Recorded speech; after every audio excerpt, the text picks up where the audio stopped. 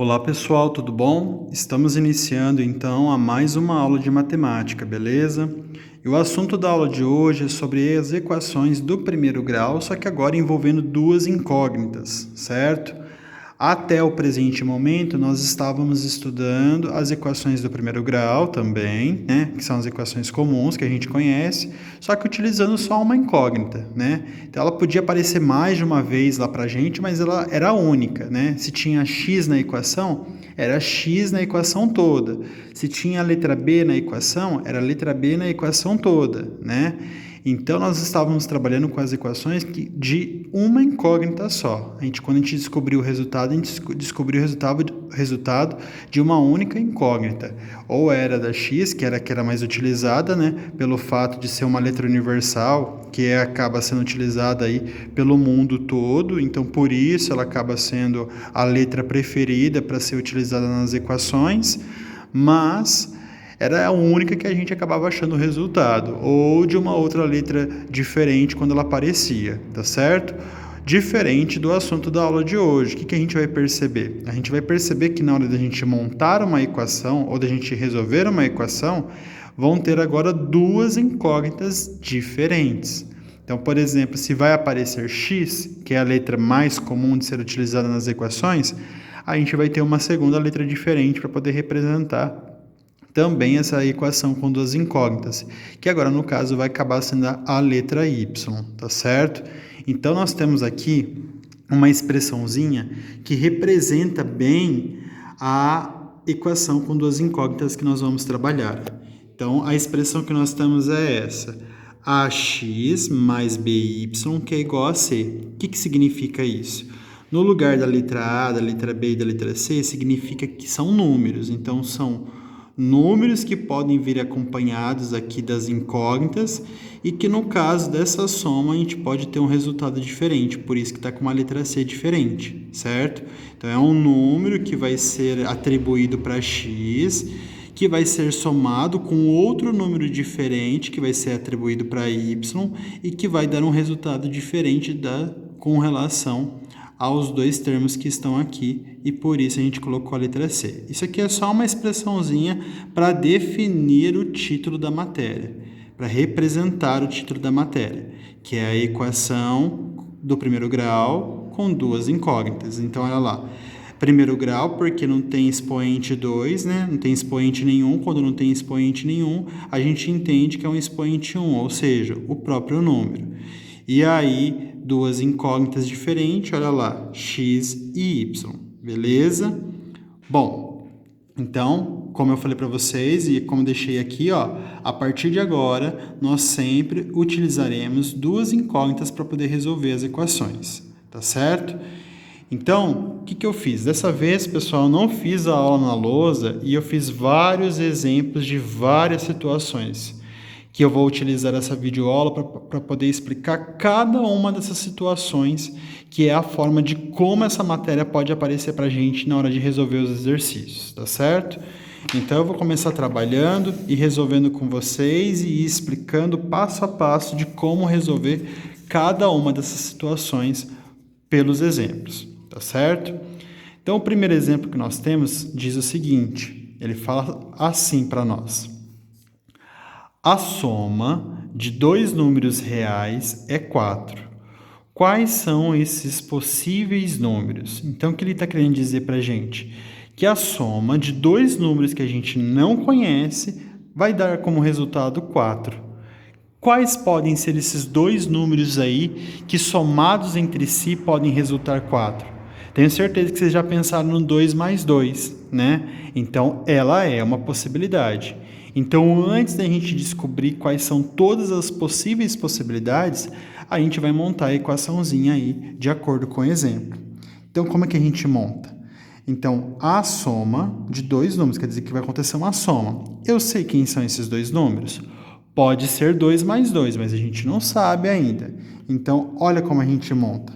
A gente utiliza uma letra, que no caso é a letra X, para poder representar uma incógnita, beleza?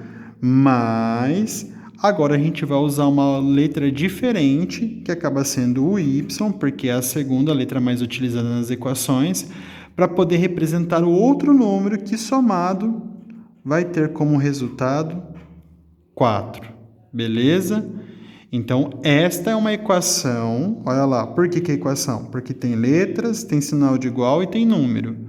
É uma equação do primeiro grau, porque não tem expoente 2 nenhuma das incógnitas, e com duas incógnitas diferentes, que no caso é x e y. Então, agora, se eu quiser descobrir quais são todos os possíveis números, quais são? A gente vai fazer o teste. Então, o que vem para a gente mais aí na nossa mente é o 2 mais 2, né? Então, se eu colocar 2 no lugar do x e 2 no lugar do y, vai dar 4? Vai dar 4. Então, significa... Olha como eu represento. Eu vou colocar aqui, ó. Abre parênteses, 2, ponto e vírgula, 2. O que significa esse 2, ponto e vírgula, 2? É o que nós chamamos de solução da equação, ou par ordenado. O que isso significa? Significa que o primeiro número que a gente coloca aqui é o valor que representa o x. E o segundo número que nós colocamos aqui é o valor que representa o y. Ou seja, o primeiro número representa o valor da primeira incógnita na ordem alfabética. Então, vamos supor que nós tivéssemos a mais b ao invés de x mais y. Este 2 representaria o a e o segundo 2 representaria o b. Se fosse m e n, este 2 representaria o m e este 2 representaria o n, tá certo? Sempre nessa ordem alfabética. Então, essa é uma possibilidade. Ele não quer todas as possíveis formas que a gente possa ter? Então, vamos falar uma outra forma.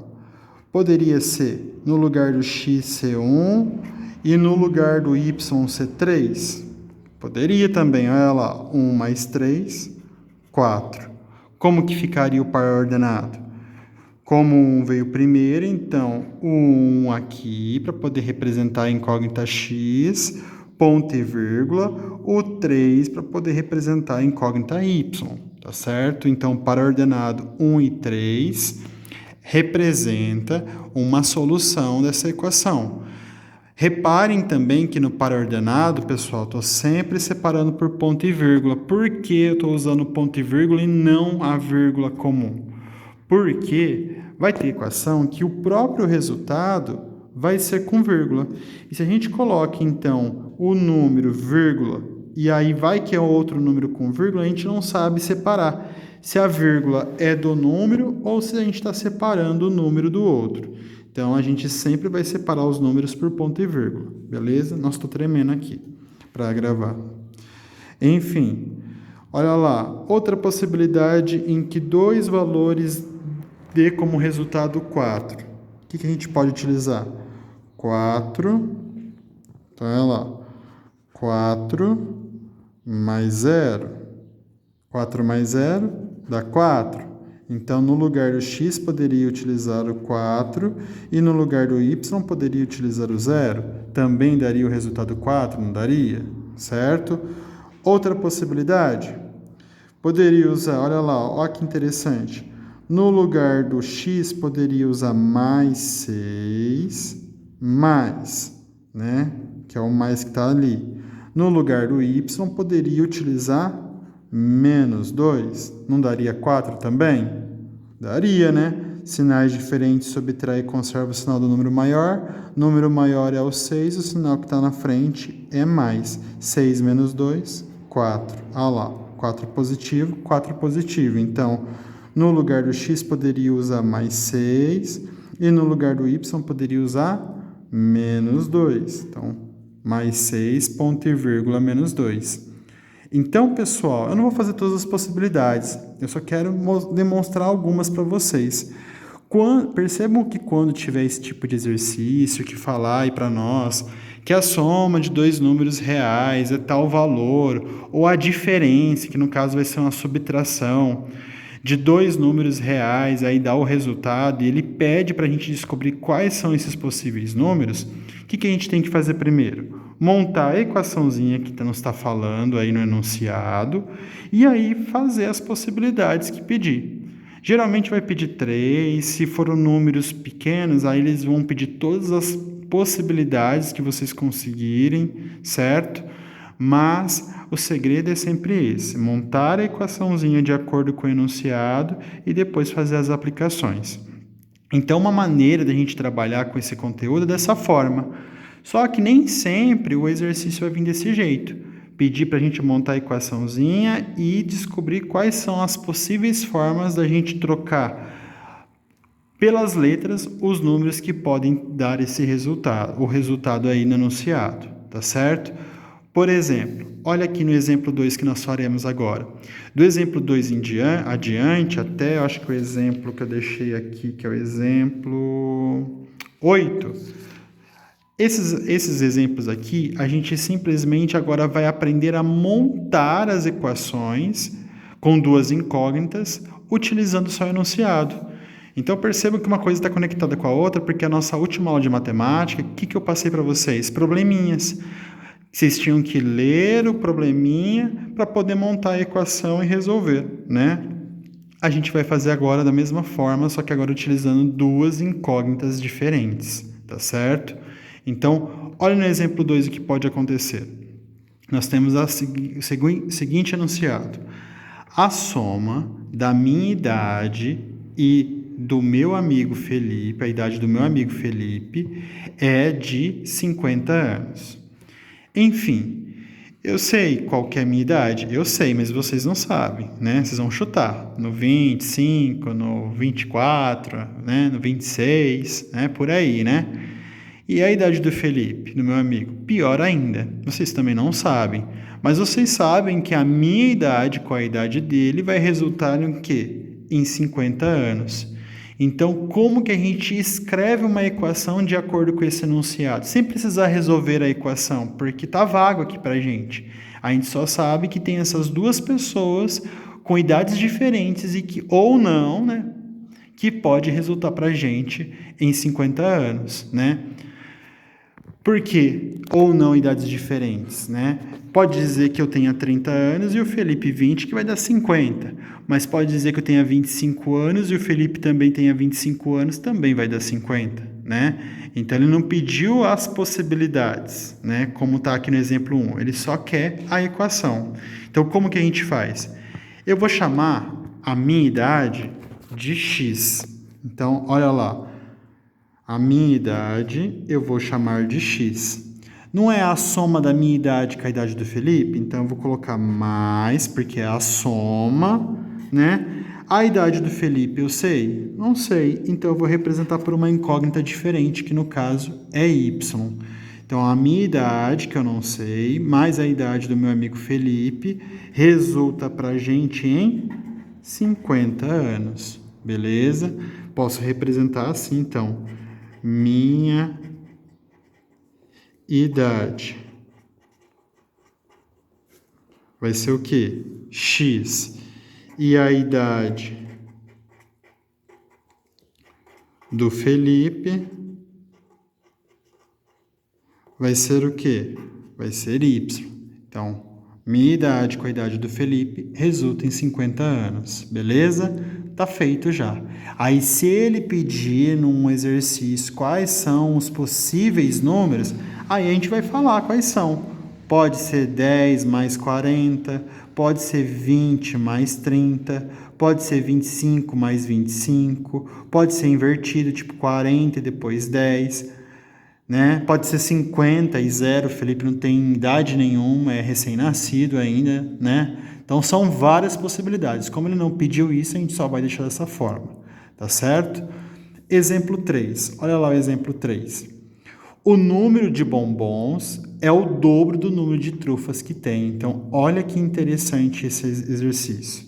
Eu sei qual que é o número de bombons que eu tenho? Não sei. Então, a primeira coisa antes de eu montar a equação, é bom a gente colocar os dados aqui, ó. Número de bombons e número de trufas. Pessoal, eu sei a quantidade de bombons que eu tenho? Não sei. Então eu vou chamar de X, certo?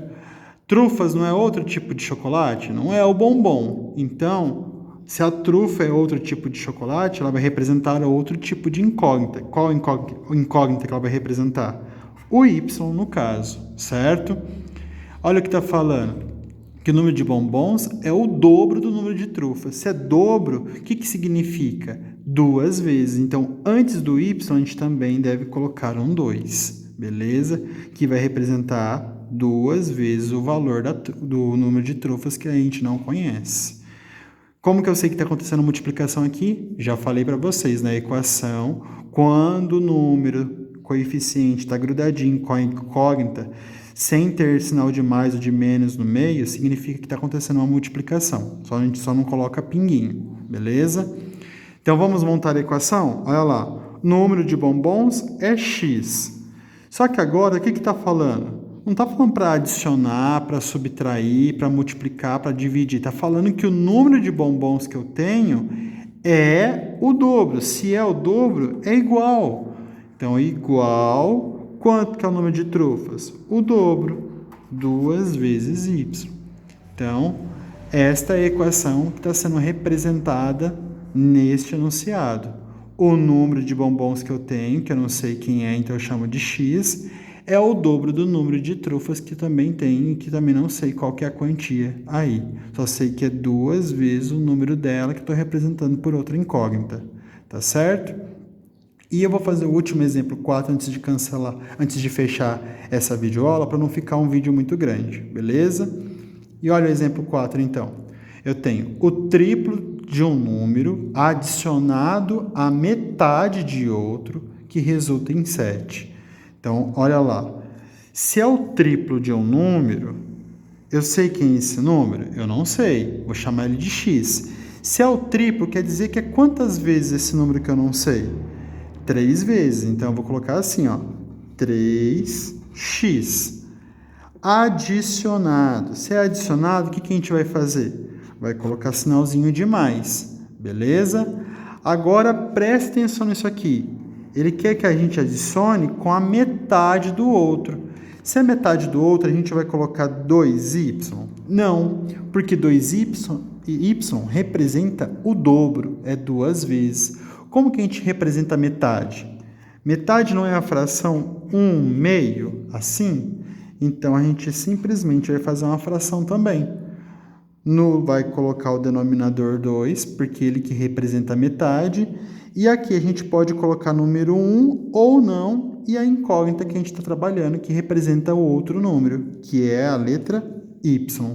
Então, pode deixar 1y e 2 embaixo, ou só y sobre 2 aí embaixo, que também está certo. Olha lá, o triplo de um número, que a gente não sabe, adicionado à metade de outro número, resulta é igual a quem?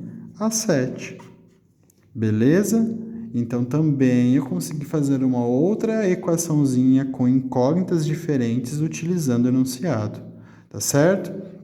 Espero que vocês tenham entendido até aqui, e aí a gente vai dar sequência nos outros. Eu vou parar a videoaula agora, para não ficar um vídeo muito grande, porque já deu 18 minutos aqui de gravação, tá certo? Então vamos dar sequência aí no outro vídeo.